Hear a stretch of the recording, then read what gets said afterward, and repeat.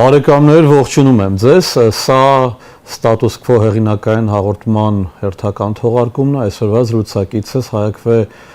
միավորման համակարգող Ավետիք Չալաբյանն է, պարոն Չալաբյան, ողջունում եմ ձեզ։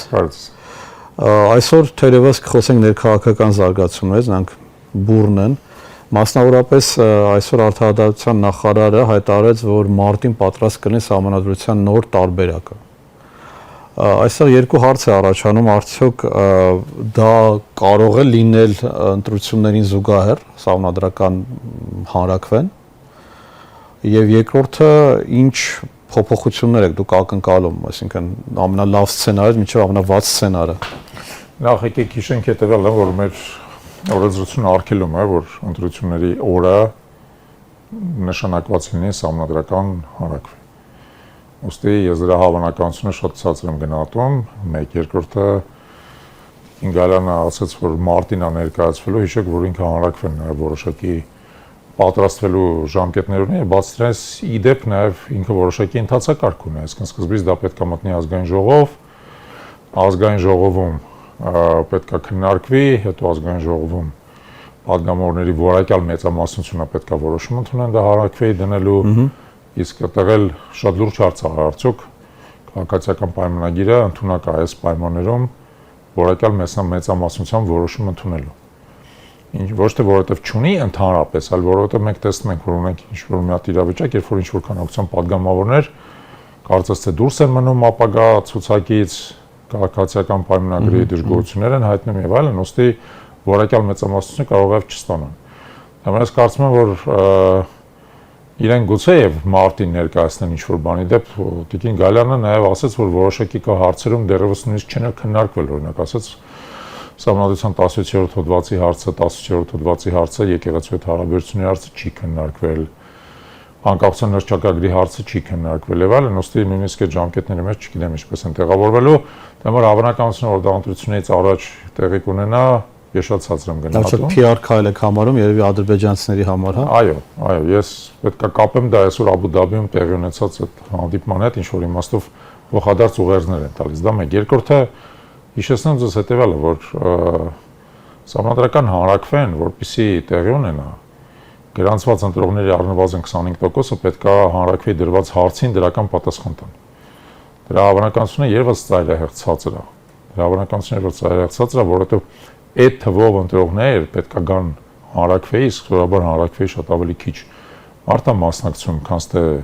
սովորական ընտրություններին, հա։ Եվ խոսքը գնում է ոչ թե արկա ընտրողների, այլ գրանցված ընտրողների, իսկ Հայաստանում գրանցված ընտրողների մոտավորապես կես միլիոնը ընդհանրապես երկրում չեն, ապրում են արտերկրում։ Դա էլ է պետք հիշել, հա, Հայաստանում մոտ 2.5 միլիոն ընտրող է գրանցված, բայց ֆիզիկապես արկան Հայաստանում 2 միլիոն է։ Այսինքն դա բարձրացնում է, շատ լուրջ բարձրացնում է մասնակցության շեմը։ Ինչպես են իրանք այդպիսի մասնակցության շեմը ապահովելու են պայմաններում, երբ որ հարասարակության ճնշող մեծամասնությունը ընդհանրապես դեմ է այդ սահմանադրական փոփոխություններին, ես նույնիսկ չեմ պատկերացնում։ Ոստի ես կարծում եմ, որ Տիկին Գալյանի ամբողջ ելույթը ավելի շատ ուղղված էր Իլհամ Ալիևին, քան թե մեր հասարակությանը։ Այսինքն մենք տպավորություն ունենք, որ գուցե դա տպավորություն է, հուսա միայն տպավորություն է, բայց անընդհատ այդ հաճոյանալու կամ այդ ուղերձներ հղելու մեխանիզմը կարծես իրենք աշխատեցնում են, այսինքն անընդհատ ինչ-որ բաներ, որ հանկարծ չմտածեք, մենք ինչպես պայմանավորվել ենք, այդպես էլ անելու ենք, ոչինչ չի փոխվել, հանգիստ եղեք կամ, բայց ոմանք էլ ասում են դա միակ ձևն է Ադրբեջանին խաղաղեցնելու, հանգստացնելու, դուք ինչ եք կարծում, դա ինչ մեխանիզմ է։ Գիտեք, ես կարծում եմ, որ երբ որ մեր երկրի նախագահի պաշտոնը զբաղեցնող թե իրականում նախագահ չհանդիսացող անձը շնորհակալություն է հայտնում ցեղասպան երկրի բռնապետին, հա, այդտեղ առնվազն ես արժանապատվության լուրջ կորուստ եմ տեսնում, առնվազն արժանապատվության լուրջ կորուստ եմ տեսնում, դուք տեսակ երևի, որ երեք զոհված զինծառայողների ծնողները նույնիսկ ցույց էին կազմակերպել նախագահական ադմինիստրացիայի դիմաց, որովհետև ինչ-որ մի հատ սահման կա, երբ որ դու անցնում ես դիվանագիտության, այսպես խելամիտ սահմանը, հա, եւ ունես արժանապատվության կորուստ, դրա հետ կապված Չերչիլը մի անգամ ասել է նաեւ, որ եթե դու ընտրում ես արժանապատվության եւ պատերազմի միջև, արդյունքում ստանում ես եւ արժանապատվությունը դες կորցնում եւ խաղաղությունը։ Չի կարելի անընդհատ դիմացի կողմին սեփական թուլությունը ցույց տալ։ Ի վերջո նույնիսկ խաղաղեցումը, նույնիսկ հաշտությունը եւ այլն պետք է արժանապատի պայմաններով տեղ ունենա, դա ակնհայտ է։ Դա ակնհայտ է, ըստի վճռականորեն դատապարտում եմ այդ ինչ որ տեղի ունենում եւ չեմ համարում, որ դա ունի ռացիոնալ բացատրություն։ Չունի ռացիոնալ բացատրություն, դա այսպես կոչված Ստոկգոլմյան սինդրոմ է։ Ավելի վատ Երևանյան։ Դա Ստոկգոլմյան միջազգային ոնց որ անվանումն է, հա, երբ որ զոհը անընդհատ դահիճին փորձում է գցնել։ Եվ մենք ունենք sense իրավիճակ արդարացնել դահիճին արդարացնել, այո, եւ գցնել։ Մենք ունենք իրավիճակ, երբ որ այս վարչախումբը, քանի որ բացարձակ պարտություն է գրել, քաղաքական պարտություն առաջերտին, որովհետեւ մենք իրական խոսել ենք նախկինում դրա մասին, ռազմական պարտություն այդքան ակնհայտ չէ, որքան քաղաքական պարտությունը, հա։ Եվ նույնիսկ ռազմական պարտությունը այն տեսքով որ տեղի ունեցել, դա պարզապես հարմարացվել է քաղաքական պարտությանը։ Քաղաքական պարտություն է գրել եւ դրանից հետո անընդհատ փորձում է սեփական դահիճին, այո, արդարացնել, գցնել, շողոքորթել եւ այլն, որը նորից եմ ասում, արդեն ոնց որ հասել է մեր ժողովրդի արժանապատվության սահմանին, պատական չի որ առաջ անգամ եք տեսնում այդպես բան, մարդիկ դուրս են գալի ցույցի, ասում են վերջ տվեք ես։ Մենք հիմա հասկանում ենք, կարծում համաձայն եք, որ իշխանություն պահելու համար իրենք պատրաստ են ամեն ինչ զոհաբերել, միայն թե պահեն իշխանությունը։ Այդ ու արժանապատվությունը։ Ես կարծում եմ, որ այդ ճանապարհով իրենք իշխանությունն էլ չեն պահի, որովհետև նույնպես եմ ասում, ի վերջո իշխանության պահելու համար առնվազն, ասենք, աջակիցների համախոհների ինչ որ մի հատ բանակ է պետք։ Ես վերջի, ասենք, մի քանի ամիսների ընթացքում հետևելով նաև, օրինակ, հանրային տրամադրություններին, սոցիոլոգիական հարցումներին, հանրային արձագանքին այդ ամեն ինչին տեսնում եմ, որ դա բացարձակ իրենց ոչ մի միավոր չի ավելացնում, բացարձակ, ընդհակառակը։ Անչալաբյան, մենք այս հարցը մի անգամ էլ ենք ձեզ հետ քննարկել եւ ես ոչ թե համաձայն չէ ձեզ հետ, ես փորձում եի երկու տեսակետները իրար բերել եւ փորձել հասկանալ։ Ի վերջո Փաշինյանի ընտրողների հարցը ոմանք համարում են, որ ինքը ընդհանրապես խնդիր չունի։ Երբ որ ասում են, բայց եթե խնդիր չունի, ինչու է այս ամեն ինչը անում, ենթադրենք այս համերգները, եկեղեցու դեմ ընդվզումները, ամեն ինչ, չէ՞ որ դա ավելի շատ թուլության նշան է, քան թե ուժի նշան է։ Ասում են, դա ինքը ամեն փոքր քամուց վախենում է, բայց իրականում ինքը խնդիր չունի, իսկապես հասկանալի չէ թե ինչու է այդպես անում։ Ի վերջո որտեղ է ճշմարտությունը։ Կա քաղաքական ուժեր, որոնք ձեռնոց են նետել իրեն եւ որոնք կարող են իսկապես մրցակից լինել։ Այլ կերպ ասած, արդյոք այլ ընտրանքներ կան եւ մարդիկ չեն էլի ստիպված լինելու ընտրել, չգիտեմ, վատի վատագույնի չարիքի եւ, չգիտեմ, ավելի քիչ չարիքի միջև։ Ես կարծում եմ, որ 26 թվականին իրավիճակը արմատապես տարբերվում է 21 թվականի իրավիճակից, արմատապես։ Որտեղ 21 թվականին հասարակության զգալի մասը Փաշինյանին եւ նրա վարչակարգը մեղադրելով պարտության մեջ, այնուամենայնիվ նաեւ համարում էր, որ այդ պարտության մեջ նաև նախկին իշխանությունները ունեն իրենց դերը, հա, մասնապես երկիրը բավարար չափով մոտալուտ պատերազմին չպատրաստելու պատճառով համարում էին նաև, որ եթե իրանք դեմ գնան Փաշինյանին, դրանով կբերեն նախորդ իշխանություններին, հետ կվերադարձնեն եւ այլն, հա։ Հիմա իրավիճակը տարբեր է։ Առաջին հերթին նրանով, որ Փաշինյանի քաղաքական հակառակորդները այլևս նախորդ իշխանությունները չեն։ Եվ դա իմ համար ակնհայտ է նաև բոլոր այն սոցիոլոգիական հարցումների հետևյալներից, ոնց մենք հետևում ենք, մասամբ ինքներս ենք պատվիրում եւ արդյունքները գիտենք, մասամբ հանրայնացվում են եւ այլն։ Դրանց բոլորը արդյունքները ցույց է տալիս, որ այլևս Փաշինյանի հակառակորդները նախորդ իշխանությունները չեն, ոչ երկրորդ նախագահն է, ոչ երրորդ նախագահն է, երրորդ նախագահն ընդհանրապես պարզ չի պատրաստ ընտրություններին մասնակցել, երկրորդ նախագահը եթե նույնիսկ մասնակցի, հիմնական հավակնորդը այլևս ինքը չի լինելու։ Ոստի դա էապես փոխել է իրավիճակը։ Եթե դուք ուշադրություն եք դարձրել, Փաշինյանը եւ իր թիմը վերջի շրջանում իր ամբողջ քաղաքական մեքենան այլևս չի օգտագործում երկրորդ նախագահի դեմ։ Քաղաքական մեքենան արդեն հիմա օգտագործվում է մյուս անգծված հավակնորդի դեմ։ Եվ եկեղեցու դեմ։ Սամվել Կարապետյանի եւ իր թիմի եկեղեցու դեմ էլ ավելի քիչի դեմ։ Գիտեք ինչու եկեղեցու դեմ։ Եկեղեցին այսպես ասած նախորդ տարվա երկրորդ կեսն էր, որովհետև այս ընթացքում իրանք այդտեղ փակուղի մտան, իրանք հասկացան, որ եկեղեցում իրանք կարողացան որոշակի ճեղքվածք մտցնեն, բայց մեղմ ասած դեմ առան եկեղեցու մեծամասնության եւ քահանաց դասի եւ վարդապետաց դասի եւ եպիսկոպոսաց դասի մեծամասնության շատ միամուռ եւ կոշտ դիմադրությունը, շատ միամուռ եւ կոշտ, որը իմիջիալից ամենակարևորը նաեւ աշխարհիկ մեր քաղաքացիների ճնշող մեծամասնությունը աջակցեց։ Փաշինյանի համար ակնհայտ է, որ ինքը այդտեղ պատի է դեմ առել, իր հաջորդ քայլը պետքա լինի բացարձակ ապօրինությունը, ձերբակալություններ պիտի լինեն։ Տեսեք, ձերբակալությունները ինքը հələ կարողանում է ինչ-որ կերպ, ասենք, մեղմ ասած սքողի, հա, որովհետև օգտագործում է իրավապահ մարմիններին, թեև ես համոզված եմ, որ երբ որ մենք հասնենք իշխանապողության, բոլոր այն մարդիկ, որոնք իրավապահ մարմինների համակարգում մասնակցել են այս ապօրինություններին, այդ մարդիկ եւս պատասխանատվության են Իհարկե։ Անպայման, որովհետև իրանք ըստ էության եւ մեր օրենսդրությունը փառքաստու դա նախատեսում է քրեական պատասխանատվություն ապօրինի քրեական հետապնդման համար։ Եվ մենք հասնելու ենք նրան, որ այն մարդիկ, որոնք այս ընթացքում Փաշինյանի վարչակարգի պատվերով իրականացրել են ապօրինի քրեական հետապնդում, ապօրինի օրենքով չնախատեսված քրեական հետապնդում, այդ մարդիկ պատասխանատվության են ենթարկվելու։ Ես դրանում որևէ կասկած չունեմ։ Հիմա այդ իմաստով Փաշինյանը հասկացել է, որ եկեղեցու դեմ իր արշավը հասել է փակուղու, գիտեք, հիմա էլ ասենք օրինակ Հայաստանում կոնֆերանս է տեղի ունենում նաև կրոնական համերաշխության եւ այլն, այսինքն աշխարհը սկսել է դրա վրա ուշադրություն դարձնել։ Մարդիկ ի վերջո եւ ոչ միայն Հայաստանում, ասում են, չեք հասկանում, այս ինչ է կատարվում։ Չկա աշխարհում sense պետություն, այն էլ պետություն, որը իրան ժողովրդավարական է հորջորջում, որը այս կարգի գրեհիկ կերպով փորձում է միջամտել եկեղեցու գործերին, փորձում է օրինակ արգելափակել եպիսկոպոսատ ժողովի անցկացումը, արհեստական, էլի արհեստական քրեական հետապնդում։ Բայց պարոն Չալաբյան, շատ լավ գիտեք, որ նաև աշխարհը այնպես չի, որ ինքը չի սիրում կույր լինել եւ կույր մնալ։ Նույն ԵԽԽՎ-ում վերջերս եղավ զեկույց եւ բանաձև ընդունվեց, որտեղ դատապարտվեցին եկեղեցու։ ԵԽԽՎ-ի բանաձև այդքան միարժեք չի։ Եթե դուք տեսնեք, այնտեղ կա մեղմ ասած երկու կողմերն էլ ուղղված որ արևմուտքը կամ մնացածը հասկանալի է, որ այնտեղ մարդիկ կան, գուցե որոնք հասկանում են իրողությունները, բայց շատերը նախ հետաքրքիր չեն այդ մանրամասները, երկրորդը դա դուք հետաքրքիր բառ օգտագործեցիք, սքողում են տարբեր տեսակի քրեական բացատրությունները, որ մարդը քրեական հանցագործ է, հիմա մենք հո եկեղեցու դեմ չենք, մարդի ընդհանրենք թմրանյութերի, հարցերով է։ Եկեք շատ կոնկրետ էլի, Նաթան arczepiskopos-ը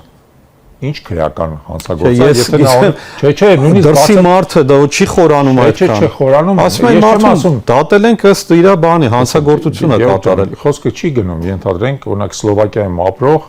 շարքային, ասենք բանի, հա, Վարշավի կամ Տաքսովարտի մասին։ Խոսքը գնում է իրենց քաղաքական էլիտաների մասին։ Իսկ գերագնահատում եք ուղղակի։ Չեմ գերագնահատում։ Երբ որ այս քանակությամբ, այսինքն հասկանում եք 1 դեպք, 2 դեպք, բայց երբ որ տասնյակ բարձրաստիճան հոգևորականներ արդեն անցնում են քրեական գործերով, դա ախր միտում է դառնում, դա հնարավոր չի թաքցնել։ Ի վերջո դա հարցեր է առաջացնում։ Եվ նույնպես եմ ասում, անձամբ իմ կարծիքով Փաշինյանի նաև այս այսպես ասած ռետորաբանության փոփոխությունը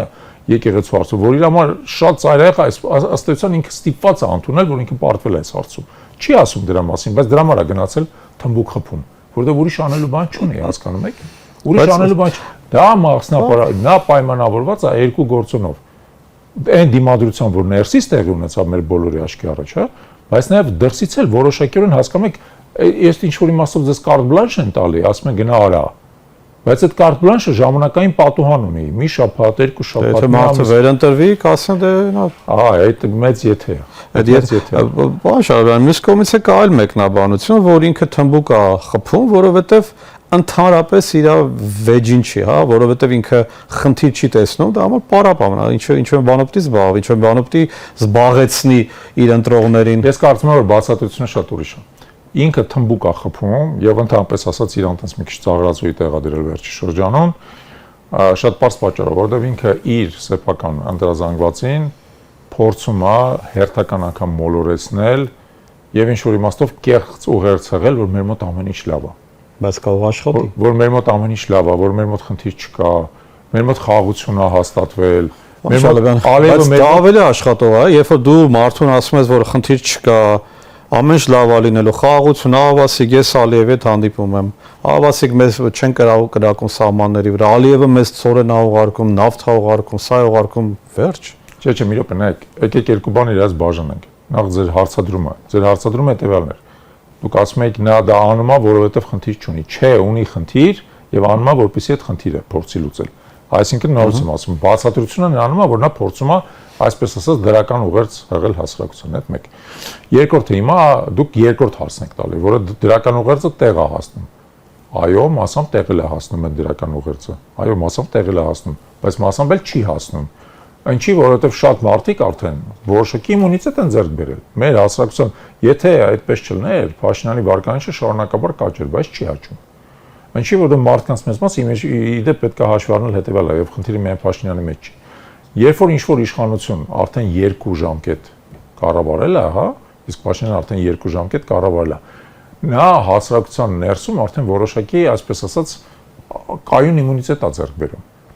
Տեղի ունենում որոշակի տարաբաժանում կողմնակիցների եւ հակառակորդների եւ երկուսն էլ բավական կայուն զանգված են դառնում։ Մենք դա տեսնում ենք նաեւ, հա, որ հիմա իր աջակիցների թիվն էլ է կայունացել։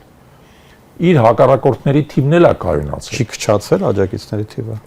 Դե նայած ինչի համեմատ։ Ինչ որ ժամանակի համեմատ քչացել է, բայց վերջի 21 թվի համեմատ 21 թվի համեմատ քչացել է։ Վերջի տարվա մեջ է կայունացել։ Ասեմ ձեզ հետեւյալը, որ մեր դիտարկումները ցույց են տալիս, որ վերջի 1 տարվա ընթացքում դա բավական կայուն է եւ իր տարբեր գործողությունները դրա վրա քիչ են ազդում եւ այս կողմ եւ այն կողմ։ Օրինակ հետաքրքիր բան ձեզ ասեմ, հիմա որպես հիշողություն ասեմ նաեւ։ Երբ որ օգոստոսի 8-ին Վաշինգտոնում կնքվեց այդ բանը, համաձայնագիրը, հա, տպավորություն կար մանավանդ իրանց այդ ասվածած քարոզչամեքենան միանգամից միացավ, սկսեց դա փողարել, թմկահարել եւ այլն, տպավորություն կար, որ դա շատ լուրջ բան կունենա, հա, իրանց համար վարկանիշային էֆեկտ կունենա։ Ոչ մի էֆեկտ չունեցավ, համարյա ոչ մի էֆեկտ չունեցավ, որովհետեւ շատ մարդիկ սկսեցին նաեւ հարցեր տալ, իսկ դա ձեռնտու է երկրի համար, թե չէ։ Իսկ ինչին է մեզ պետք է թրիպը։ Իսկ արդյոք մեզ պետք է մեր ինքնիշխանությունը զիջել եւ այլն, այսինքն նես չի, որ ցանկացած գործողություն, որը նույնիսկ տենց գույնզգույն փաթեթավորվում է, բան մարդկանց կողմից դա ընդունում է։ Ինչի որտեղ մարդիկ արդեն սկսել են հասկանալ։ Իրանք սկսել են հասկանալ այն տեխնոլոգիան, որը դրա հիմքում ընկած է։ Էլի չեք գերագնահատում։ Չեմ կարծում։ Մարդիկ այդպես ռեֆլեքսիա են արել, հասկացել են։ Նույնիսկ եմ ասում, խոսքը շատ հաճախ իրացիոնալ ենթագիտակցական չեն ավելի հասկանում։ Խոսքը գնում է բավական նախ երկար ժամկետի մասին։ Հետո մի հատ ուրիշ հետաքրքիր գործոն կա, որը մենք այս վերջի շրջանում սկսել ենք ավելի տեսնել։ Մարդիկ արդեն նաև սկսել են իրանց կաշվի վրա զգալ վնասները այս իրավիճակի։ Պարզ օրինակ ձեզ բերեմ, որպեսզի ավելի պատկերավոր լինի։ Օրինակ խոսքը գնում է Վարդենիսի տարածաշրջանի մասին, հա, մինչև 2020 թվականը Վարդենիսի տարածաշրջանը կարելի ասել բարգավաճում էր։ Ինչի, որովհետև Վարդենիսով հիմնական մայրուղիներ անցնում դեպի Արցախ, 1։ Երկրորդը Սոտկի ոսկու հանքը ամբողջ թափով աշխատում էր։ Վարդենիսում բազմաթիվ ձեռնարկություններ էին գործում, անասնապահություններ զարգանում եւ այլն։ Հիմա ինչ է տեղի ունեցել։ Ճանապարհը բնականաբար արդեն չկա, որտեղ ինքը ոչ միտեղ չի տանում։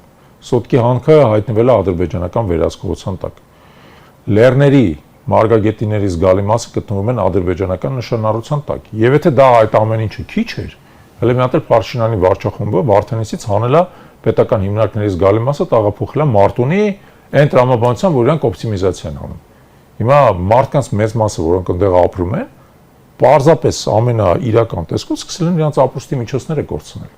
Իրանց ապրուստի միջոցները, այսինքն այս ինչ որ տեղի ունեցել, սկսել է գալ հասնել իրանց անձնական կյանքին։ Բայց այդ մարդիկ գնալու են եւ չեն ընտրելու Փաշինյանին։ Ես կարող եմ ասել ձեզ հետեւյալը, որ այնտեղ տրամադրությունների շատ լուրջ փոփոխություն ա տեղի ունեցել։ Նույնիսկ արցախցիներ կա, որոնք ուզում են ընտրել իրեն։ Նույնիսկ մի բան ձեզ ասում եմ, Գեորգ ջան, ոչ մի բան 100%-անոց չի, որի մասին մենք խոսում ենք։ Ոչ Փաշինյանի կողմնակիցներն են 100%-անոց, ոչ հակառակորդներն են 100%-անոց։ Խոսքը գնում է հարաբերակցության մասին։ Հիմա եթե խոսում ենք Վարդենիսի տարածաշրջանի մասին, հարաբերակցությունը կտրուկ փոխվել է։ Եթե նախկինում Վարդենիսը մեծամասամբ աջակցում էր Փաշինյանին, հիմա ինքը մեծամասամբ դեմ է։ Ինչի, որովհետև նույնիսկ եմ ասում, տեղի են ունեցել շատ իրական ցավալի փոփոխություններ իրենց համար, ցավոտ։ Այդ մարդիկ իրենց անմիջական կյանքի, կենսամակարդակի, անվտանգության ընկալման վրա են տեղի տեսել այդ փոփոխությունները, եւ դա միայն Վարդենիսը չի։ Պարոն Շալաբյան, Փաշինյանի թիմը բավականին լուրջ օգտագործում է մանիպուլյացիայի գործիքը։ Մասնավորապես վարպետ են կարելի ասել, վարպետացել են, այո, գրոսմայստերներ են, օգտագործում են առաջինը խաղաղության դիսկուրսը, որ վերջ խաղաղություն է, առավել քան երբևէ անվտանգություն ունենք եւ երբեք չի լինելու այլևս նախկինի նման բանակում որևէ մեկ այլևս չի զոհվելու, բանակը կրճատվում է, դառնում է պրոֆեսիոնալ, սահմաններին մենք խնդիրներ չենք ունենալ այլևս։ Եվրամիության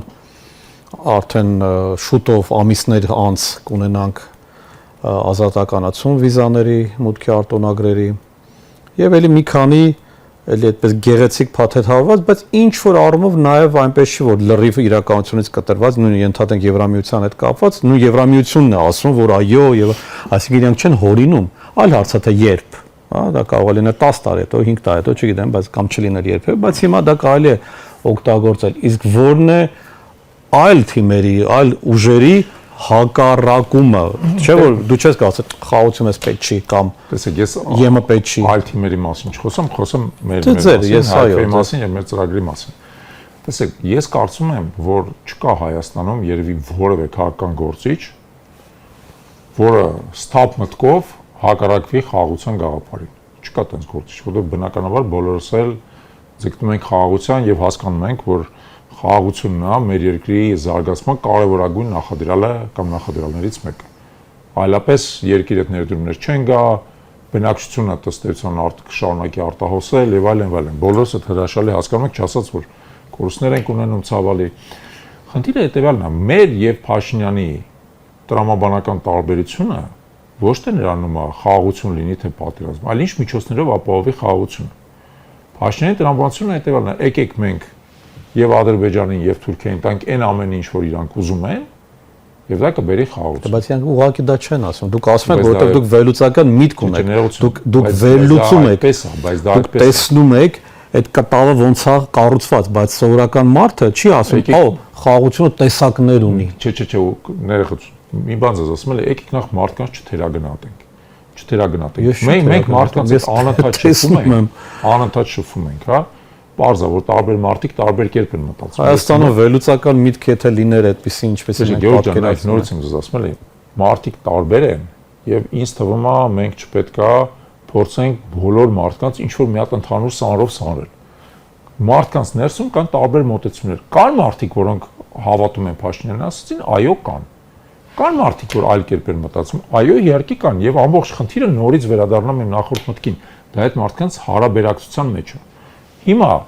Փաշինյանը այս ընթացքում որևէ կերպ չի հիմնավորել, որ այն խաղաղությունը, որ ինքը բերել է, դա հարատև եւ կայուն խաղաղություն է։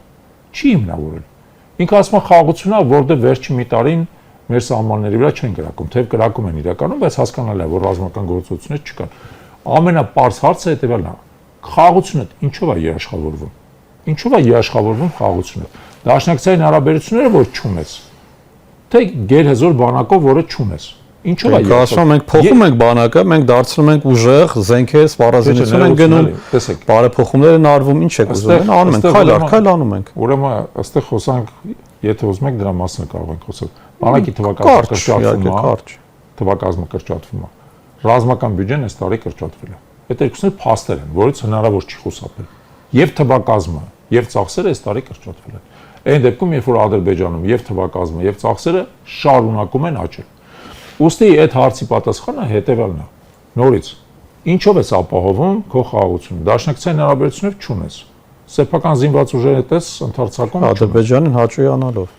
Ահա, այ հենց այդտեղ է, որ մենք գալիս ենք պարզ պատասխանին, որ Ադրբեջանին հաճոյանալով դու չես կարող հարատև խաղաղություն ապահովել։ Ինչու՞ միջին վիճակագրական քաղաքացի ասում են, մեկ է թե ինչպես։ Ես ուզում եմ խաղաղություն։ Հիմա թե դա անում է ինքը իր ինչ մասով է անում, ոնց է անում, դա իր խնդիրն է։ Ես նորից ուզում եմ ձեզ փորձեմ իմ միտքը հասցնեմ։ Միջին վիճակագրական քաղաքացի գոյություն չունի։ Դուք ստեղծում եք ձեր մտքում ես իմ արհեստական չէ, մի վարքան, որպեսզի թյուրըմբռնում չլինի։ Ես փորձում եմ այն ինչ որ ասում եք, ես մարդիկ ովքեր ինձ գիտեն, ես տասնյակ հոդվածներ ունեմ դրա մասին գրած, այսինքն բնականաբար դա իմ մտքերը չեն, որ ես հիմա բարձրաձայնում եմ, դրանք իմ մոտեցումները չեն։ Հո ես այդպես չեմ մտածում։ Ես փորձում եմ հակադրվել ձեզ, որպեսզի դուք կարողանաք պատասխանել նման մարդկանց, որոնք գնալու են եւ ընտրելու են Փաշինյանին։ Ոչ թե ինձ դուք ասեք, ես շատ լավ գիտեմ այդ բանը, բայց նորից ուզում եմ ձեզ ասեմ հետեւելը։ Միջին վիճակագրական քաղաքացի կոնցեպտը գիտական տեսանկյունից լավ, այդպես չկոչենք, ուղղակի ընտրողին, Նիկոլ Փաշինյան ընտրողին։ Մարդիկ տարբեր կերպ են մտածում։ Սկսենք դրանից։ Մարդիկ տարբեր կերպ են մտածում։ Ուստի մեր հիմնական խնդիրը նրանում է, որ առավելագույն թվով մարդիկ մտածեն մեր կերպ։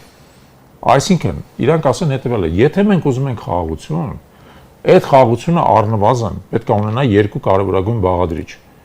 Արտաքին բաղադրիչը դա դաշնակցային հարաբերություններն են, երաշխավորված կայուն հիմնավոր դաշնակցային հարաբերություններ եւ ներքին բաղադրիչը, որը կայացած է տարբեր է։ Դա ասում եմ ամերիկացիները կապահով են, թրիփը կլինի, ամերիկացիները թույլ չեն տա, որ ադրբեջանցիները մի քայլ անեն։ Ամերիկացիները ինչ կապահով են։ Դուք ամերիկացիները մեր հետ ունեն պայմանագրային հարաբերություն։ Ամբողջ խնդիրը սա է, որ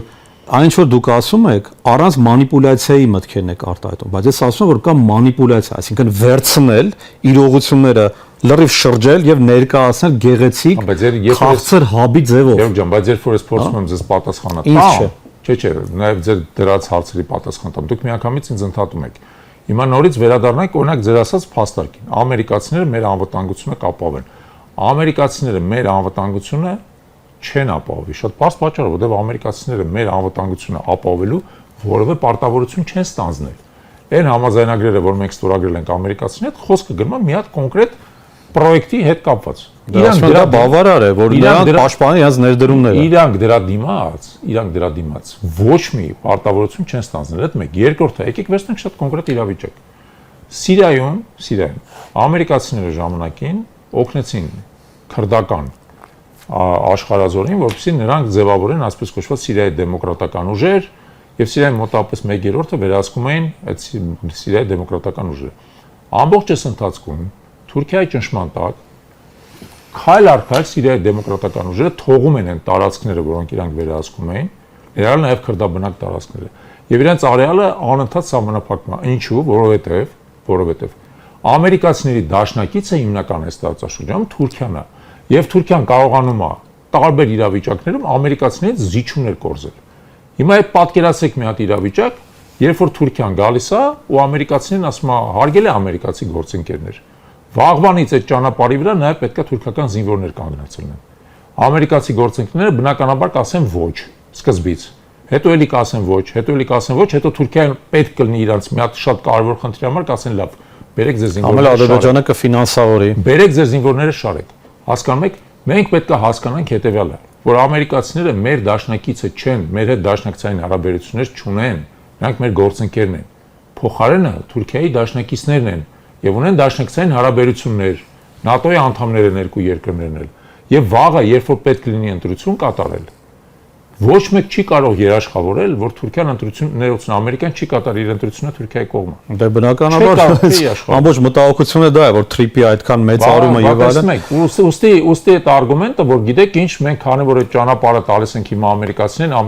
մեր անվտանգությունը։ Ես պիտի հնչեցնեի բոլոր այն կարծիքները հենց դրա համար, որպեսզի կարծիքը ոչ թե անտեսվի, այլ այդ կարծիքը, որը կա եւ դոմինանտ է շատերի մոտ, ոչ բոլորի։ Փաստարկները, որ ես բերեցի հիմա բավարար հիմնավոր են, չէ՞, որ այդ դոմինանտ կարծիքը մեղմ ասած ես դրա համար այդ մեթոդ օգտագործեցի, որ դուք հակադրվեք եւ տակ ձեր բացատրությունը։ Շատ շնորհակալ եմ։ Շնորհակալություն արդ ձեզ սիրելի հեռուստադիտողներ, որ հետևեցիք մեր այս հետաքրքիր ըստից եւ կարեւոր քննարկմանը։ Մենք հյուրընկալել ենք Հայ ԱԿՎ միավորման համակարգող Ավետիք Չալաբյանին, հաջողություն ձեզ։